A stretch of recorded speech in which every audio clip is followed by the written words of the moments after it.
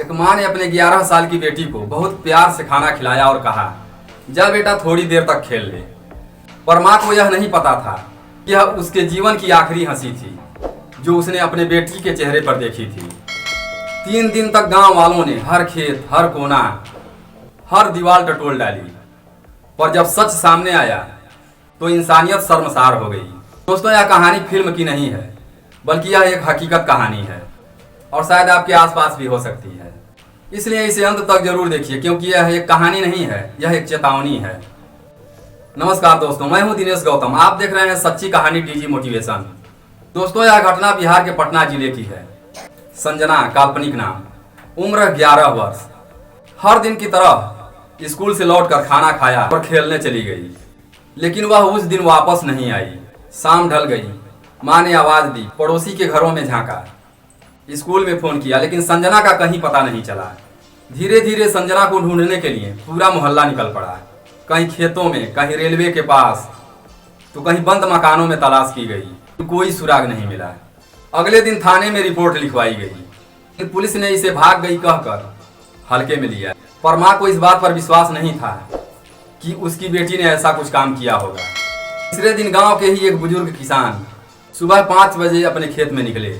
वहां उन्हें झाड़ियों में कुछ अजीब सी हलचल दिखी। पास जाके देखा तो एक बोरी पड़ी थी और उसे कुत्ते खींच रहे थे। बोरी से खून रिस रहा था। बूढ़े व्यक्ति ने जब देखा तो वह डर गया और जोर जोर से चिल्लाने लगा, जिससे पूरा गांव इकट्ठा हो गया। उसके बाद गांव वालों द्वारा पुलिस को सूचना दी गई। घटना स्थल पर पुलिस को पहुंचते ही बोरी खोली गई और अंदर वही थी संजना, पर अब वो सिर्फ एक निर्जीव शरीर थी। उसकी आंखें सवाल कर रही थी कि आखिर मेरे साथ ये क्यों हुआ। पुलिस द्वारा लाश को हिरासत में लेकर पोस्टमार्टम के लिए अस्पताल भेजा गया और जब पोस्टमार्टम का रिपोर्ट आया तो पोस्टमार्टम का रिपोर्ट सबको झकझोर कर रख दिया। उस बच्ची के साथ दुष्कर्म किया गया था, फिर चाकू से उसकी गर्दन और पेट पर वार किया गया था। सबूत मिटाने के लिए गैस पाइप से जलाने की कोशिश की गई थी। पोस्टमार्टम रिपोर्ट सामने आने के तुरंत बाद पुलिस ने जांच तेज की। सीसीटीवी, कॉल रिकॉर्ड, गांव वालों की मदद से एक युवक जिसका नाम था सूरज, जो कि उसी मोहल्ले में रहता था, वह संजना के बचपन का दोस्त था। दूसरा रकीबुल, जिसके साथ लड़की की मां को शक था।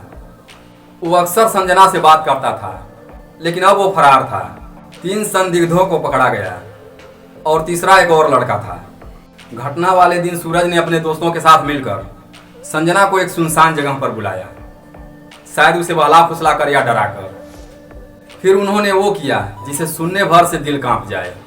तीनों ने मिलकर उसके साथ बर्बरता की, फिर उसे मारकर बोरी में भरकर और उसे झाड़ियों में छुपा दिया। जब माँ को उसकी बेटी की हालत दिखाई गई तो उसके माँ का कलेजा फट गया। गांव वालों में मातम पसर गया। लोगों ने कैंडल मार्च निकाले, बच्चियों को अकेले घर से बाहर भेजना बंद कर दिया। हर घर में डर समा गया।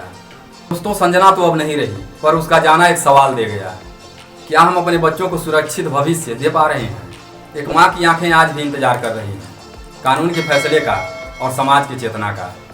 अगर आपने यह कहानी अब तक देखी है तो अफसोस मत कीजिए, जागिए, अपने आसपास नज़र रखिए, अपने बच्चों से बात कीजिए और आवाज़ उठाइए जब कोई बच्चा असुरक्षित दिखे।